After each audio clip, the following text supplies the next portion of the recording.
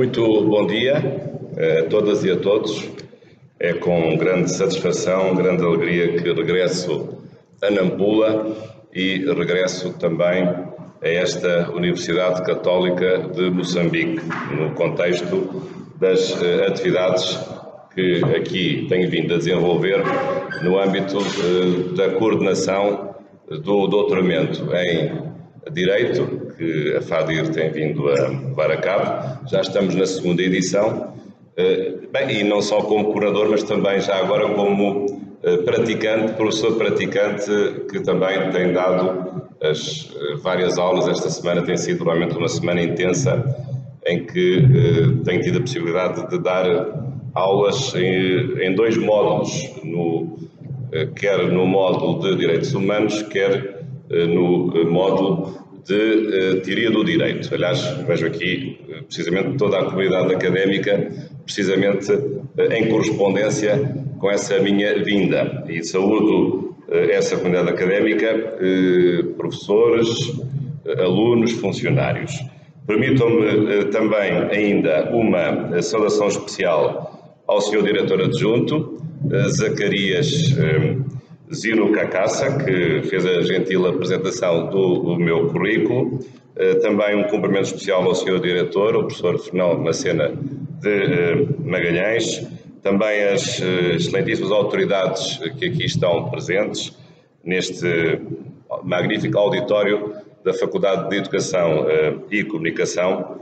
Aliás, auditório repleto e, portanto, agradecendo muito a vossa presença. Permitam-me também, neste momento inicial, também, além da saudação que já fiz aos doutorandos desta segunda edição, também saudar os doutorandos da edição anterior, da primeira, que neste momento estão numa fase particularmente intensa, que é a de estarem a elaborar as teses de doutoramento. Vamos esperar que isso possa acontecer, essa conclusão, até ao fim do ano civil de 2019, portanto também uma saudação especial aos doutorandos da primeira edição, e sendo certo que sou portador de uma saudação ainda mais especial da Faculdade de Direito da Universidade Nova de Lisboa, de cujo Conselho Científico tenho sido presidente. E faço com muito gosto, uma vez que este doutoramento é conferido por esta prestigiada Universidade Católica de Moçambique. Também invoco o Sr. Reitor, e esta nossa presença, minha e de alguns colegas meus, também tem sido possível graças a um protocolo que a Universidade Católica de Moçambique celebrou com a Faculdade de Direito da Universidade Nova de Lisboa. E, portanto, faço também essa referência, que penso que é justa, de referir que esse protocolo tem funcionado, que da nossa parte tem havido gosto de colaborar com os professores moçambicanos. A nossa presença aqui não é uma presença definitiva, é uma presença transitória e desde logo assinalo como muito positiva a evolução que houve entre o corpo docente da primeira edição para a segunda edição. O corpo docente da segunda edição tem menos professores portugueses e mais professores moçambicanos.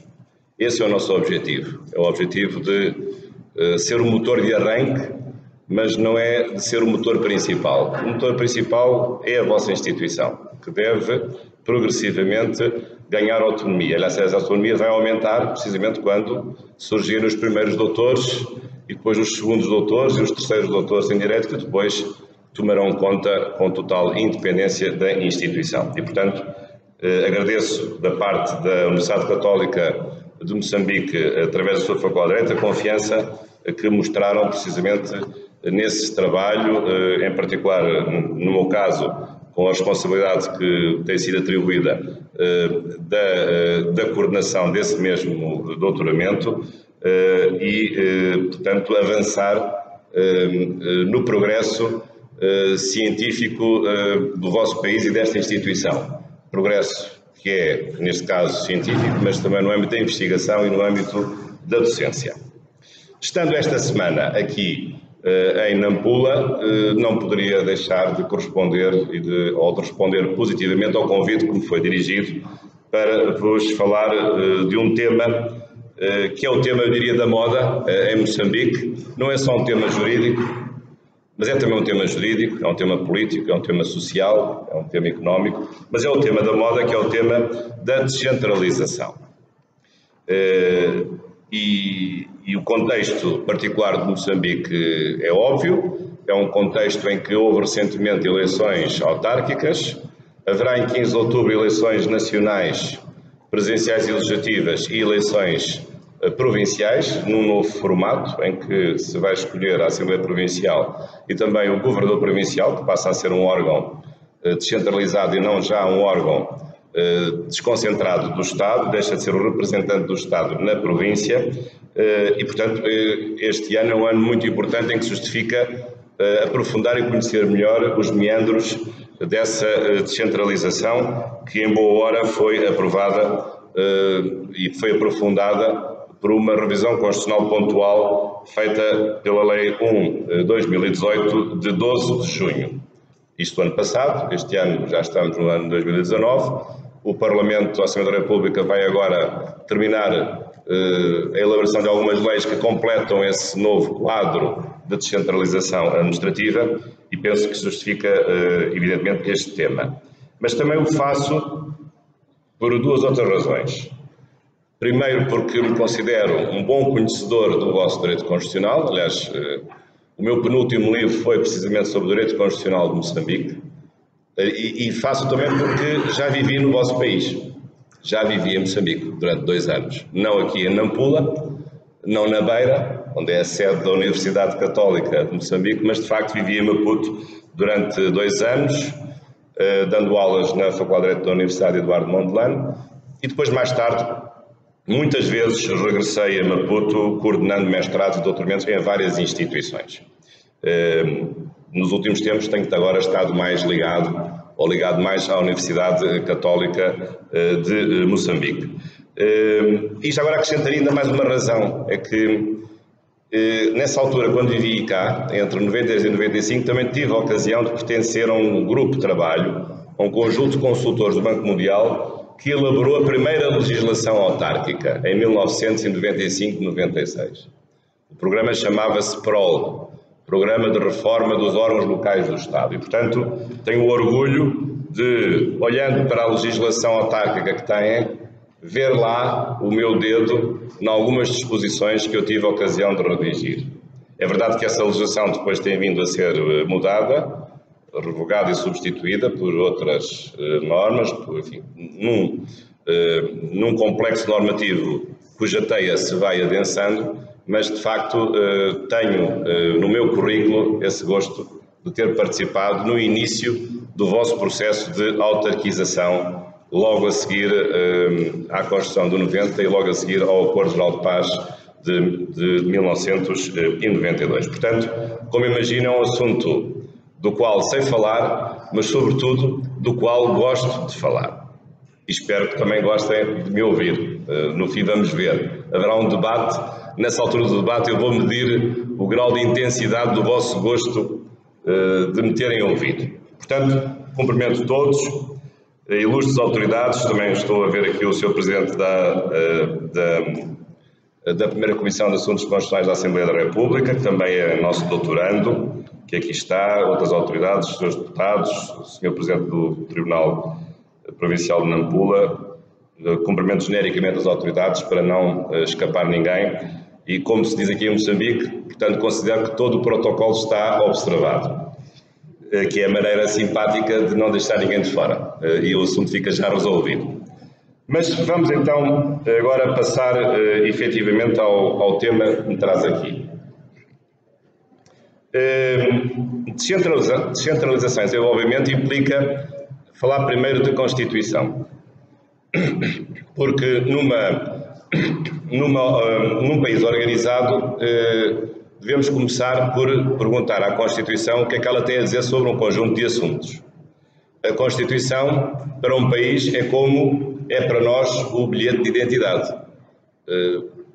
Quando alguém quer saber a nossa identidade, pede-nos o bilhete de identidade. Tem lá o nosso nome, a nossa filiação, o nosso sexo. Agora, alguns até querem tirar o sexo do bilhete de identidade, são coisas mais do hemisfério norte. a data do nosso nascimento, o lugar onde nós nascemos, e isso é suficiente. E depois atribuímos um conjunto de números, o número do cartão de cidadão, o número de contribuinte, o número de saúde, segurança social, por aí fora. Mas a Constituição é o bilhete de identidade de um país, porque é nessa lei fundamental que nós encontramos as características fundamentais da organização política, económica e social desse país. Que direitos é que as pessoas têm? Como é que a economia se desenvolve e, sobretudo, como é que se estrutura o exercício do próprio poder político, nos seus diversos poderes. Portanto, é a partir da Constituição que devemos enquadrar o assunto da descentralização administrativa. Mas a Constituição não define só se um país está ou não está descentralizado. A Constituição tem múltiplas outras respostas. Por exemplo, em matéria de regime político, saber se o país é uma democracia ou uma ditadura, saber se o país, forma de governo, se é uma república, se é uma monarquia, se é um Estado unitário ou se é um Estado centralizado, qual é o sistema de governo dos órgãos nacionais, semipresencial, parlamentar, presencial. Portanto, há um conjunto de questões que são normalmente definidas numa Constituição. E isso acontece também em Moçambique. A vossa Constituição também define todas essas características. Não vou falar de todas elas, mas apenas do elemento, do princípio fundamental da organização do Estado, da organização vertical dos poderes do Estado, que é o princípio do Estado unitário descentralizado, porque é esse princípio e o conjunto de normas que o rodeiam que define este tema da descentralização administrativa. E olhando para esse tema, podemos ainda estabelecer uma grande diferença entre as duas fases mais importantes da evolução político-constitucional de Moçambique. Nós habitualmente costumamos dizer que há duas repúblicas.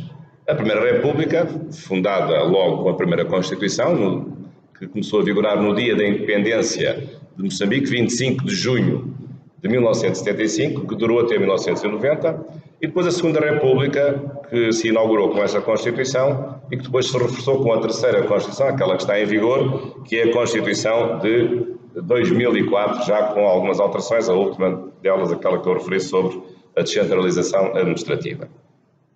E nesta matéria da chamada organização vertical dos poderes públicos, do Estado e dos outros poderes que não são do Estado, ou do Estado nos vários órgãos que fazem a desconcentração do exercício do poder administrativo, podemos verificar que há aqui dois modelos completamente distintos. Na Primeira República nós tivemos o modelo do centralismo democrático, em que não havia separação de poderes e em que também não havia descentralização, havia desconcentração. Porque o poder, na concepção do Estado que na altura predominava, o poder era um poder unitário, o poder não podia ser fragmentado. Essa era a concepção do centralismo democrático. Havia com certeza vários níveis de participação, mas cada escalão inferior dava a sua opinião, que era recebida e subia por cada um dos escalões, no caso do Poder Legislativo, das várias assembleias distritais, assembleias provinciais e depois a Assembleia Nacional Popular. Mas, uma vez tomada a decisão pelo órgão cimeiro, todos os órgãos inferiores devem obedecer. Esta é a lógica do centralismo democrático. Há uma formação democrática de baixo para cima, mas uma vez atingida no seu topo a decisão, ela vincula todos os níveis inferiores da decisão, todos os níveis que ficam escalonados do topo até à base da pirâmide. Agora não. Agora temos um sistema em relação ao qual até podemos trocar as palavras. Não já um centralismo democrático, mas uma democracia descentralizada. O modelo é outro. Agora, o Estado não tem em si todos os poderes, ainda que o pudesse exercer com contributos de diversos níveis, de diversos escalões, mas o Estado admite a fragmentação do seu poder e a atribuição de parcelas do seu poder a outras instituições que já não são o Estado. São outras instituições diferentes do Estado. Diferentes do Estado, mesmo do ponto de vista da sua legitimidade, da indicação dos seus titulares, dos interesses que prosseguem. E, portanto, num Estado descentralizado, não é só o Estado que tem poder, mas o Estado vai ser, certamente, o principal instituição com poder, mas vai ser um de entre vários poderes que em todo o território vão existir e que vão colaborar com o próprio Estado, embora as coisas funcionem de um modo organizado. Cada um sabe as competências que tem e não haverá propriamente, vamos esperar que assim seja, não haverá propriamente uma confusão de poderes, mas uma separação e colaboração de poderes ou até uma cooperação de poderes. Esta é a segunda fase em que nós nos encontramos, de democracia descentralizada, e em que o poder do povo não se manifesta apenas na designação dos órgãos do Estado, o que vai acontecer em 15 de outubro, chamadas eleições gerais ou nacionais, mas em que o poder do povo também se exerce na escolha de outros níveis de decisão administrativa, os vários níveis que estão previstos, o nível esse aprofundado provincial, o autárquico já aconteceu, e depois o distrital fica para só daqui a 5 anos, julgo que em 2024. Mas isso já está tudo previsto na Constituição, embora nem todos esses níveis estejam neste momento prontos para entrar em ação. Agora, este modelo é um modelo que Moçambique tem vindo a aperfeiçoar, que não existia como tal em 1990, mas que Moçambique tem vindo a desenvolver, dando pequenos passos, com erros, com correções, mas a pouco e pouco este modelo tem vindo a ser aperfeiçoado, tem vindo a ser aprofundado, o modelo da descentralização administrativa dos vários poderes do Estado, mas um modelo que se exerce dentro de um Estado que é sempre unitário. Mas reparem, olhando para os outros países do mundo, e até olhando para países mais pequenos do que Moçambique, o sistema de organização vertical de poderes públicos pode não ser este. Pode ser menos descentralizado ou mais descentralizado. Há países maiores do que Moçambique que não têm qualquer descentralização administrativa, ou têm uma escassa descentralização administrativa. Alguns países comunistas, por exemplo, não têm esta ideia, porque ainda estão fiéis ao tal centralismo democrático. Não vou agora entrar em pormenores, mas há países muito maiores que Moçambique que não têm este tipo de experiência. Mas também pode haver países maiores e menores do que Moçambique que têm outros modelos e outras experiências de centralização. É o caso dos Estados Federais. Há vários países do mundo que são federais. Até há países muito mais pequenos do que Moçambique, até mais pequenos do que Portugal, que são Estados federais. Há vários Estados dentro de um Estado maior que os conglomera. É o caso, por exemplo, da Bélgica, em que é um Estado federal, sobretudo porque há duas grandes regiões linguísticas distintas, a parte francófona e a parte flamenga, e depois a região de Bruxelas. Mas claro que o federalismo está afadado para melhor acomodar as diferenças e as múltiplas identidades dos grandes países. O federalismo começou nos Estados Unidos, o primeiro país federal do mundo, outro grande país federal é o Brasil, a Alemanha também é, e em vários outros lugares, sobretudo na América Latina, por influência do modelo americano, praticamente os grandes países são países federais, também é o caso da Argentina, também é um país federal, e outros. Portanto, o federalismo é uma alternativa que também se tem vindo a registar para a distribuição do poder no território do ponto de vista da organização vertical dos poderes públicos. Mas o federalismo é muito mais do que uma mera descentralização administrativa, porque no federalismo não é só o poder administrativo que se distribui, mas é também o poder legislativo e o poder judicial. E o próprio poder constituinte, porque num Estado federal há tantos poderes constituintes quanto os Estados que o integram e tantas constituições quanto os Estados que integram esse Estado federal. Outra alternativa que acontece um pouco em Portugal, embora Portugal seja muito mais pequeno do que Moçambique, é o chamado regionalismo político-administrativo. Isto é, descentralizar não apenas os poderes administrativos, mas também os poderes legislativos, mas sem nunca criar um Estado diferente, ou sem nunca federalizar a organização política. Nós em Portugal temos essa experiência com os Açores e com a Madeira, que são dois arquipélagos distantes do continente e que têm necessidades de uma maior autonomia do governo, ou é o que sucede na Espanha e na Itália, cujo território todo ele se distribui por regiões administrativas e também regiões de natureza política, porque exercem poderes administrativos, mas também poderes de natureza legislativa e até poderes de natureza política. Isto apenas para vos mostrar que há muitas maneiras de organizar a distribuição vertical dos poderes do Estado. Agora, cada país é soberano de escolher a sua maneira. E eu julgo que Moçambique escolheu bem, e até escolheu bem nos dois momentos históricos em que primeiro teve o tal centralismo democrático e depois de 90 tem vindo a aprofundar a descentralização administrativa. Porquê é que eu digo isto? Porque temos que compreender Moçambique no seu contexto histórico. Numa primeira fase era necessário garantir a unidade nacional, porque numa primeira fase em que o país se tornou independente, herdando todos os erros e as fragilidades que o poder colonial português aqui deixou, era necessário ter um Estado forte, um Estado unido, com poderes de intervenção que pudesse levar a cabo o próprio desenvolvimento e manter a unidade do Estado perante as suas múltiplas comunidades étnico-linguísticas e, sobretudo, considerando a grande extensão territorial, sobretudo litorânea, que Moçambique tem. Mas, à medida que a unidade do Estado e a nação moçambicana se consolidou, ajudada pelo Estado e vice-versa, o Estado ajudou a nação a consolidar-se, mas a nação também ajudou o Estado a consolidar-se, portanto há aqui uma interação entre Estado e nação, nação e Estado, mas à medida que esse processo se foi tornando fácil e que se foi tornando pacífico, depois também se tornou pacífico passarmos a uma outra fase em que a descentralização tem, de facto, a possibilidade de cumprir e de contribuir para o desenvolvimento do próprio Moçambique nas suas diversas dimensões. Claro que a descentralização, deste ponto de vista, a descentralização é uma descentralização administrativa.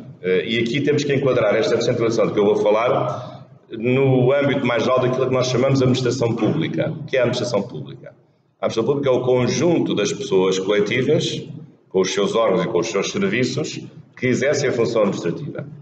Portanto, nós estamos a falar de um dos poderes do Estado, recordando a teoria dos poderes do Estado, em que há o poder executivo e o poder judicial. Esta descentralização é só no âmbito do poder administrativo. O poder legislativo não está descentralizado. Até poderia estar. Em alguns países, quando há regionalismo legislativo, há uma descentralização legislativa. Não julgo que isso justifique ou se justificasse em Moçambique. E também não há descentralização judicial. O que não impede, evidentemente, que haja tribunais provinciais, cujos titulares até estão aqui nesta sala. Mas isso não significa que haja uma descentralização judiciária. Há uma repartição de competências em razão do território, mas um tribunal provincial ou um tribunal distrital é sempre um tribunal do Estado.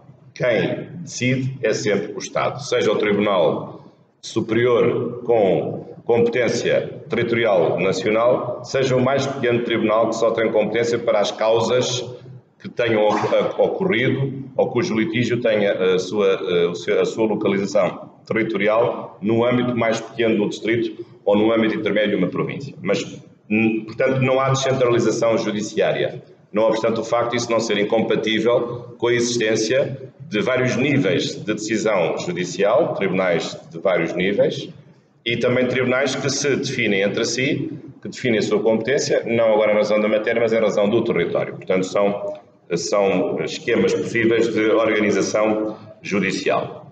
Mas voltando à função administrativa, a função administrativa está na base da administração pública. E a administração pública, na Constituição moçambicana e na sua prática, é uma administração cada vez mais descentralizada.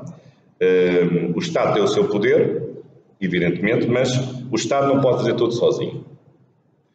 E ao longo do amadurecimento da Segunda República, com a primeira Constituição e com a segunda, o que temos vindo a verificar é precisamente esse aprofundamento da própria descentralização, que não é só esta de que eu vou falar, que é a descentralização territorial, dos tais novos níveis distrital, o já existente autárquico, ou agora remodelado o nível provincial.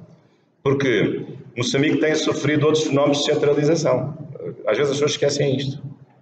Reparem, quando Moçambique passou a ter uma economia de mercado, passou a ser um Estado de Direito Democrático, em que o Estado deixou de ter uma economia estatizada, o que é que foi necessário fazer? Foi necessário não só privatizar um conjunto de atividades económicas, como também remodelar a intervenção do Estado na economia no setor empresarial do Estado. E, portanto, o Estado muitas vezes ou teve de alienar a sua intervenção em certos setores económicos, ou nos casos em que manteve a sua presença nos setores económicos, teve de dotar as instituições que gerem esses vários setores de atividade com uma maior autonomia, criando instituições, institutos públicos, criando universidades públicas, criando fundações públicas, criando serviços personalizados para, de uma forma autónoma, gerir esses interesses e prestar esses serviços. Isto também é uma forma de descentralização, só que não é uma descentralização feita por zonas do território, mas feita em função de certas atividades que são desenvolvidas. É isto que nós chamamos de administração indireta do Estado. Quando o Estado cria, e não o faz diretamente, institutos públicos, ou personaliza serviços, ou cria fundações públicas, ou cria estabelecimentos públicos, hospitais públicos, universidades públicas, etc. Mas há outra forma de centralização que também não é territorial, muito importante, que também tem sido desenvolvida, que é a chamada descentralização pessoal, ou seja, ceder os seus poderes a associações de interesse público que se devem governar a si próprias e que devem, com autonomia, regulamentar certas profissões. Eu, como também sou advogado, não me levei mal, mas o exemplo óbvio é a da Ordem dos Advogados, ou das ordens profissionais. São associações públicas, têm poderes de autoridade, não são Estado, são entidades autónomas, mas o Estado conferiu-lhes autoridade para duas coisas muito importantes, pelo menos. Para regular o acesso à profissão, impondo regras, para uniformizar o acesso à profissão, às vezes cometendo alguns excessos, dizendo que certas universidades não formam juristas de qualidade, que é um discurso que me faz sempre algum arrepio. Mas, mais importante do que isso, é o Estado ter conferido a essas associações públicas profissionais, ou à Ordem dos Advogados em particular, poderes disciplinares para aplicar sanções aos advogados que se portam mal. E já nós sabemos que alguns advogados também se portam mal. Bem, todas as profissões temos pessoas que se portam mal, mas também há advogados que se portam mal.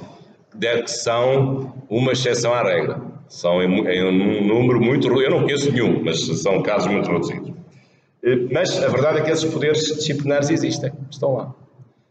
E, portanto, esses poderes disciplinares são poderes de autoridade, no limite implicam a exclusão de uma profissão, a impossibilidade de ser uma profissão, mas quem o faz não é o Estado. São entidades que integram aquilo que nós chamamos de administração autónoma do Estado. Mas, hoje, está muito em voga, e é uma realidade mais recente, um outro tipo de administração que não é do Estado, mas é pública, que é a chamada administração independente, quando o Estado cria certas instituições que têm por missão regular a concorrência em certos setores de atividade. A autoridade que regula a prestação dos serviços elétricos, ou a prestação da água, ou a autoridade da concorrência. Portanto, entidades que, não prestando serviços públicos, aí o Estado não está a prestar um serviço público, está a prestar uma atividade de controle, de fiscalização da atividade económica privada. O Banco Central de Moçambique, já agora estou-me a esquecer do principal, o Banco Central de Moçambique é uma entidade pública independente, que tem por missão acompanhar a atividade dos bancos, saber se eles se portam bem, se cumprem os requisitos para poder exercer uma atividade bancária séria e honesta, impondo mínimos de solvabilidade e de património para que não vá à falência e alertando os cidadãos, no caso de haver má gestão, destituir os gestores, intervir nos bancos para que os bancos não vão à falência e para que os cidadãos não fiquem sem o seu dinheiro. Como imagino, em Portugal nós já estamos cansados de várias intervenções do Estado e do Banco Central, as chamadas resoluções, que têm que intervir ainda por cima com o dinheiro dos contribuintes para que estes bancos possam prosseguir a sua atividade, não indo à falência e com isso não escangalhando o funcionamento de todo o sistema financeiro privado, enfim, com decisões evidentemente discutíveis.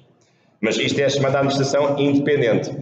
Elas não são poder judicial, mas aproximam-se muito de uma atividade judicial, porque é uma atividade de fiscalização. Não é uma atividade de prestação de serviços, é uma atividade de fiscalização. Bom, mas aquela que nos traz aqui hoje, evidentemente, é a administração não indireta, não autónoma, não independente, mas a administração descentralizada territorial. Que não podemos hoje falar propriamente de autárquica, porque a opção na última revisão constitucional foi a de entender que a administração descentralizada territorial tem duas componentes. Tem a componente autárquica, que já existia antes, que já vem dos anos 90, e depois uma outra componente que não chamou autárquica, mas é parecida, que entende que é entidades públicas descentralizadas. Portanto, mas em dois capítulos separados. Um capítulo para a descentralização provincial e distrital, territorial sempre, e um outro capítulo para o poder local, antigamente, hoje, autarquias locais. Portanto, é basicamente este o foco aqui da minha intervenção. O quadro existe, está estabelecido por lei, pela Constituição e pela lei, pelas leis que vão ser feitas, mas julgo que seria importante nós refletirmos, e certamente depois haverá muitas perguntas sobre essa matéria, se isto foi uma boa solução. Claro que a solução que foi encontrada foi uma solução que teve o seu contexto histórico preciso. Aliás, reparem, numa senda, numa evolução que não é de agora, como já há pouco referi implicitamente. Porque se nós olharmos à pequena história da Segunda República, agora deixando a Primeira República de fora, do tal centralismo democrático, mas dentro da Segunda República, nós tivemos vários passos de aprofundamento desta tal administração pública territorial descentralizada. Com a criação das autarquias locais em 96, depois lembram-se que as Assembleias Provinciais eram apenas órgãos locais do Estado, transformaram-se em órgãos eletivos pelos cidadãos das próprias províncias, mas não o Governador Provincial. Esse continua a ser designado pelo Estado como um órgão desconcentrado e regional do Estado, não da província. Depois, mais tarde, também agora a decisão de se criar estes vários níveis. Portanto, teve havido esta evolução e, sobretudo, esta última decisão, tomada o ano passado, de aprofundar a descentralização provincial, em que agora o governador vai ser eleito como cabeça de lista mais votada para a Assembleia Provincial. E, sobretudo, com a criação do novo nível em que os eleitores é que escolhem os órgãos de administração do distrito, que já não serão órgãos locais do Estado, mas serão órgãos eleitos pelas populações, representando os interesses de cada distrito, de cada comunidade distrital. Com este último passo, que é mais profundo, agora ficamos, em vez de ter apenas um nível ou dois, vamos passar a ter 3 níveis de descentralização territorial. Portanto, tínhamos o primeiro as autarquias, que não eram todas, eram só 30 e tal nos anos 90. Depois evoluímos para 1,5 quando as Assembleias Provinciais foram escolhidas pelas populações, mas o governador continuava a depender do Estado. Depois, e agora com esta decisão de criar mais um nível novo, que era só de desconcentração e passa a ser descentralização, o nível distrital, embora as eleições sejam só em 2024, e no âmbito provincial há uma mudança radical, já a acontecer em 15 de outubro, que é precisamente o governador passar a ser designado pela Assembleia Provincial como cabeça da lista mais votada, e, portanto, neste caso, método maioritário, mas os deputados são eleitos por método proporcional, portanto, deixar de pertencer ao próprio Estado. Portanto, muitos podem se interrogar dizendo isto não será descentralização a mais? Isto não tem os seus riscos? Claro que esta decisão era necessária num contexto particularmente difícil que Moçambique viveu ano passado, como sabem, de conflitos e de dificuldades de relacionamento entre os dois maiores partidos. E se numa primeira fase essa dificuldade tinha vindo a aumentar, com um conjunto de situações que todos nós sabemos que punham em causa a paz do país, podemos dizer as coisas nestes termos, ou pelo menos a ordem e a serenidade da vida das populações, isso ficou resolvido graças a um acordo que foi celebrado entre esses dois partidos, que depois foi vertido para a revisão constitucional. E, portanto, só esse facto, o facto de o país ter voltado à normalidade, já é um motivo de grande satisfação e de justificação da reforma. Mas, como estamos num espaço académico, devemos discutir as vantagens e os riscos ou as vantagens desse passo. Um passo adiante nessa descentralização. Vou começar pelos riscos. Como eu sou mais favorável às vantagens, vou começar por aquilo que eu acho que é menos importante, mas que nós devemos discutir. Quais são os riscos ou as desvantagens deste aprofundamento da descentralização territorial com a criação do nível distrital e com a transformação e com a verdadeira descentralização também do órgão executivo provincial, o governador que passa a ser o governador da província e não o governador do Estado, na província. O que é que se tem dito? O que é que eu tenho ouvido? Enfim, eu estou aqui a especular, vou dizer coisas que me vêm à cabeça. Isto não tem nada de muito científico, mas são coisas que qualquer estudioso pode intuir. E reparem, eu estou a referir isto porque em Portugal nós temos um processo parecido, que nos tem atormentado. Portugal tem, como vos referi, duas regiões autónomas, que não são regiões administrativas, são regiões político-legislativas, os Açores e a Madeira, mas no continente, que é 1/10 do vosso território, Moçambique é 10 vezes maior que Portugal, mas no continente, desde 76, nossa Constituição é de 76, está lá dito que no continente deve haver regiões administrativas, mas até agora nunca houve. As únicas autarquias locais que temos são as freguesias e os municípios. 308 municípios, tínhamos 4.200 freguesias que foram, no tempo da Troika, foram reduzidas para 3.000 e tal. Houve uma reorganização e houve um agrupamento de freguesias que se considerava que eram demais. Mas a questão da regionalização administrativa, a criação de regiões, portanto, maiores do que os municípios, 3 regiões, 5, 7, 9, essa questão foi sempre discutida entre os partidos nunca se entenderam. Dentro do mesmo partido havia pessoas a favor e pessoas contra. E até que se chegou a um ponto, aliás, com a participação na altura do atual Presidente da República, que além de ilustre constitucionalista, era na altura Presidente de um partido da oposição, principal da oposição do Partido Social Democrata, mas convenceu na altura o Primeiro-Ministro, líder do Partido Socialista, e hoje, aliás, Secretário-Geral das Nações Unidas, o engenheiro António Guterres, mas convenceu, e entenderam-se, ainda bem, a fazer-se um referendo nacional para perguntar às pessoas se elas queriam mesmo as regiões administrativas no continente português. Porquê? Porque os partidos não se entendiam bem, uns queriam por umas razões, outros não queriam por outras razões, e eu penso que, bem, foi feita uma consulta popular. Nessa consulta popular, a maioria do povo português votou contra a criação dessas regiões administrativas, com vários argumentos importantes. E esses argumentos fazem-me recordar alguma coisa que também possa ser útil aqui. Aqui não é bem recriar regiões provinciais, mas há um processo de centralização que se aproxima disso. Quais são os argumentos que, na altura, na campanha do referendo, foram referidos e que penso que podem ter interesse de discutir?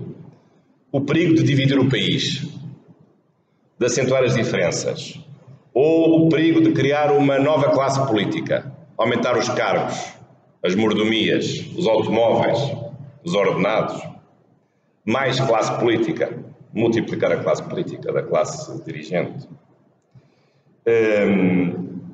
criar confusão entre a intervenção dos diversos níveis, com competências sobrepostas, não saber bem quem é que faz o quê, ou estarem 3 ou 4 órgãos a fazer a mesma coisa. conflitos positivos de competências ou de atribuições, maiores despesas para suportar uma maior máquina ou uma multiplicação das máquinas administrativas que venham a ser criadas. Portanto, este argumentário crítico, que foi o argumentário crítico que convenceu os portugueses a votarem não à regionalização administrativa do continente, não deve ser desconsiderado e não deve ser posto de parte no vosso debate. E sobretudo agora que se aproxima um momento em que se vai desenhar no papel da lei ordinária um conjunto de questões que podem suscitar estas dúvidas. Eu devo dizer que nesse referendo votei não contra as regiões administrativas. Mas não é por ser contra a regionalização administrativa. Sou a favor, sempre fui. Mas era contra aquele mapa que na altura foi apresentado das regiões administrativas, que era um mapa absurdo. Era um mapa que não coincidia com nada. Nem coincidia com as grandes regiões de desenvolvimento, que nós chamamos em Portugal as CCDRs, que são 5, Norte, Centro, Sul, Alentejo e Algarve. Não correspondia nem com isso, nem correspondia com aquelas célebres províncias que nós na escola primária aprendemos, alguns que estão, porque ainda foram dominados pelo poder colonial português, ainda se lembram, o Trás-os-Montes, a Beira Alta, o Minho, o Douro, a Beira Baixa, a Beira Litoral, a Beira Interior, o Alto Alentejo, o Baixo Alentejo, o Algarve, a Extremadura, o Ribatejo. Nem com estas províncias, que são as províncias sociais tradicionais, esse mapa correspondia. Não batia certo com nada, nem eram 5, nem eram 15, eram 8 ou 9, e depois com esquemas de agregação de partes de regiões que eram um mero fruto de um construtivismo político-partidário para satisfazer apetites de clientelas políticas locais ou regionais. E, portanto, esse mapa era um mapa absolutamente disparatado e artificial. E, portanto, não que a ideia de centralizar certos poderes fosse má, mas não poderia ser naquele contexto e sem ter o cuidado, que é outra coisa muito importante, de, ao descentralizar, não duplicar estruturas. Quando nós descentralizamos, o que é que fazemos? Tiramos de um lado e pomos do outro. Não vamos duplicar cargos. Não é criar novos cargos e os cargos que existiam antes para exercer as funções dos novos ficarem, porque então duplicamos. Não é duplicar, é transferir. E aqui transferir tudo, transferir competências, transferir cargos, transferir dinheiro, transferir verbas, transferir competências. Não é estarmos a multiplicar, a fazer, digamos, o simétrico daquilo que já existe. Porque isso é que é desastroso do ponto de vista da eficiência e da economia e do total desenvolvimento que se procura. Portanto, penso que estes são os riscos que existem, riscos que podem ser minorados, minimizados ou até eliminados. Mas isso agora depende de muita coisa. Depende das boas leis que os deputados vão fazer. O Dr. Edson Marquardt, que está presente na primeira comissão, certamente que vai fazer uma boa lei. Portanto, nós acreditamos nele e na Assembleia da República, temos confiança nisso. E terá sempre a nossa colaboração nesse propósito patriótico. Mas não depende só dos legisladores. Depende depois também dos políticos que vão ser escolhidos, depende da administração, do funcionamento dos serviços, depende de muita coisa. Portanto, estes são os riscos. Agora, quais são as vantagens? Porque eu acho que as vantagens são superiores aos riscos. Riscos estes que podem ser minimizados ou até eliminados. Ou pelo menos, se não forem eliminados logo, vão sendo eliminados ao longo do processo. Isto demora muitos anos. Isto não se faz de um dia para o outro. Basta olhar, desde que começaram as autarquias locais, não tem havido correções. Não tem havido coisas que começaram mal e que foram sendo corrigidas? Sim. Quais são as vantagens? Várias. Bem, há logo uma óbvia. A vantagem é que vamos ter mais democracia. Não somos todos democratas. Somos. O que é ser democrata? É gostar de decidir o nosso destino coletivo. Não é melhor nós podermos votar em 4 níveis de decisão do que votar num só? Ou votar só em 2? Ou só em 3. Quanto mais votarmos, melhor. Significa que o poder é mais democrático, independente do seu nível. Portanto, esta descentralização abre a porta a 4 níveis de participação democrática. Já havia participação nacional, Presidente da República e Assembleia da República. Depois passou a haver o nível autárquico, não em todas as autarquias, mas em alguns distritos que foram autarquizados. Depois passou a haver um bocadinho, mas sem grandes efeitos, uma participação eleitoral na tal eleição das Assembleias Provinciais, mas que tinha um pouco de poder, porque não podiam destituir o governador provincial e, portanto, faziam muito pouco, só fiscalizavam. Porque o governador provincial até ao fim deste ano ainda é um órgão do Estado, mas vai deixar de o ser.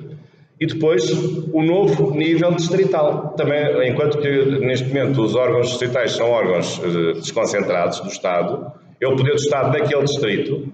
A partir de 2024 vão ser esses órgãos indicados pela população e são os órgãos daquela população, não do Estado, não vão representar o Estado. Portanto, penso que para quem tem dúvidas e para quem é democrata, não deve hesitar em aceitar esta reforma, porque esta reforma dá uma maior oportunidade de participação política. E em democracia, quanto mais participarmos, melhor. Claro que a democracia não se reduz à participação eleitoral. Não é só votar. É todos os dias darmos a nossa opinião, de uma forma legítima e nos canais apropriados. A democracia não acaba no dia seguinte às eleições para voltar a acontecer quando há uma nova eleição. Não, a democracia existe todos os dias. Assim como todos os dias procuramos a felicidade, todos os dias construímos a democracia, com os direitos de participação. E, portanto, neste caso, nestas eleições são momentos de democracia eleitoral. Embora a democracia se possa exercer e exerce em Moçambique, isso acho que é evidente, ninguém tem dúvidas, em muitas outras dimensões, basta olhar a liberdade da comunicação social, liberdade de imprensa, liberdade de reunião e manifestação, liberdade de associação, com uma coisa ali e acolá que possa não correr bem, mas ninguém pode ter dúvidas sobre a conclusão de que Moçambique é um Estado democrático. Julgo eu que isso não é objeto de discussão. Depois, estes processos descentralizados também permitem uma decisão melhor informada, porque quando se está mais próximo do problema, decide-se melhor. Às vezes o problema das más decisões administrativas e políticas, sabem qual é? É quando a decisão é tomada por quem não conhece o problema.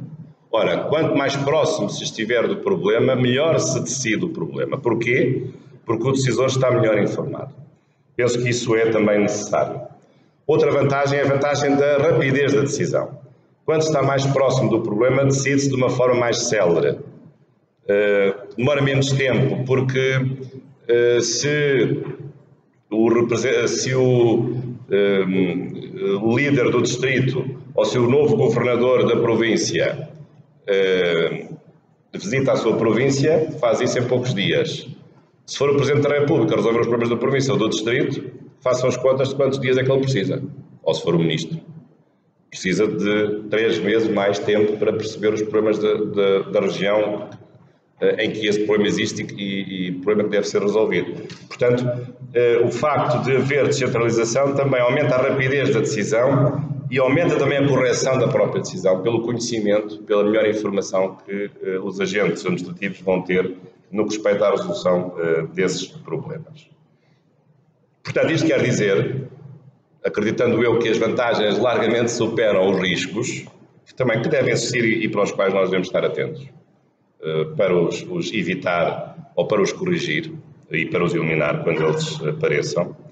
Mas isso significa que esta descentralização em Moçambique é de facto um grande desafio e um desafio para todos os moçambicanos, não é só para certos grupos. Hoje temos a ideia de que o desafio é para os professores que têm que estar a explicar isto aos alunos, talvez, também é um desafio para mim, já agora, do qual, aliás, gosto muito de falar. Mas um desafio é muito mais vasto. Claro, é um desafio para os legisladores que vão fazer a legislação. Esse é um desafio imediato. Uma parte desse desafio já foi cumprido quando fizeram a alteração da Constituição. Mas, portanto, é um desafio para os juristas, para os legisladores, mas é um desafio para os políticos. Porque têm de escolher gente capaz, gente com perfil para governar localmente, distritalmente, provincialmente, que não é a mesma coisa do que governar nacionalmente.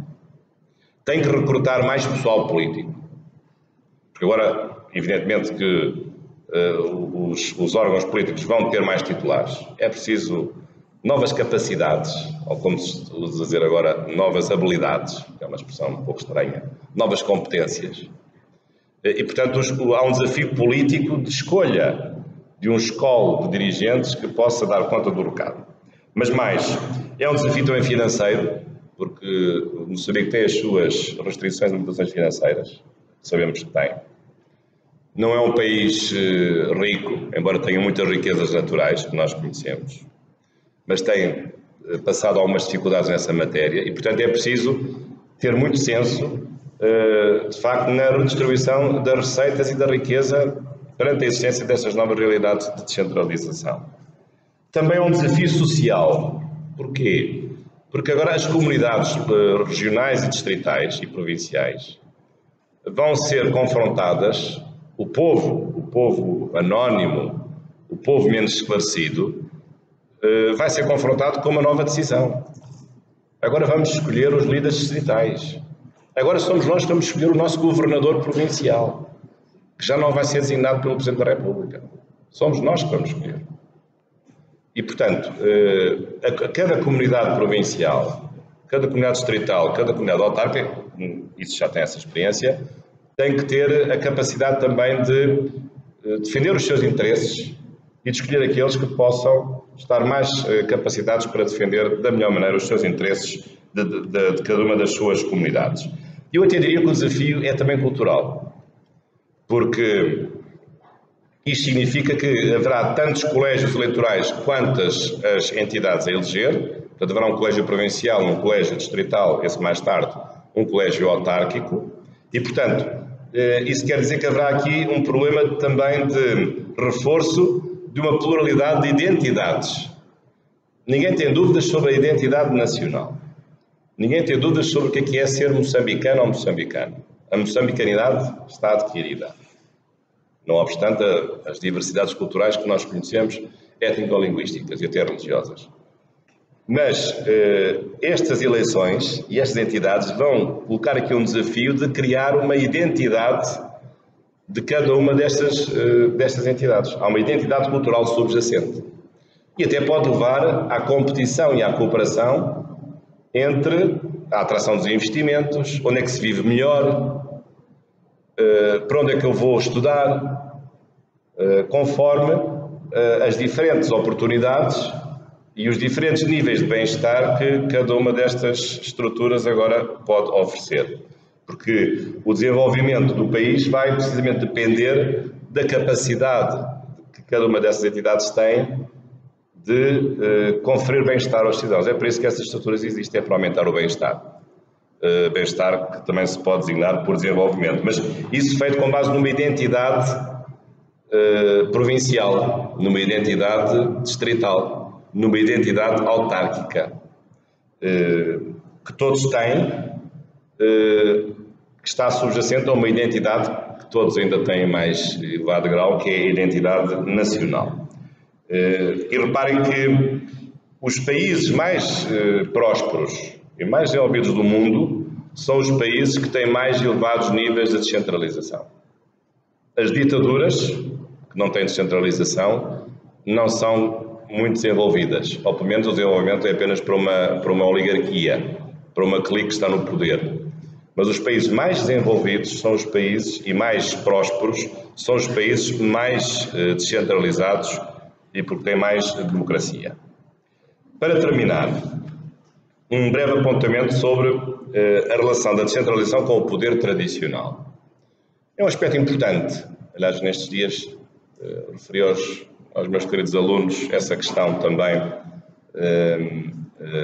do pluralismo jurídico, que tem várias vertentes, mas esta em particular, o pluralismo que reconhece os poderes tradicionais, as autoridades tradicionais e os costumes tradicionais.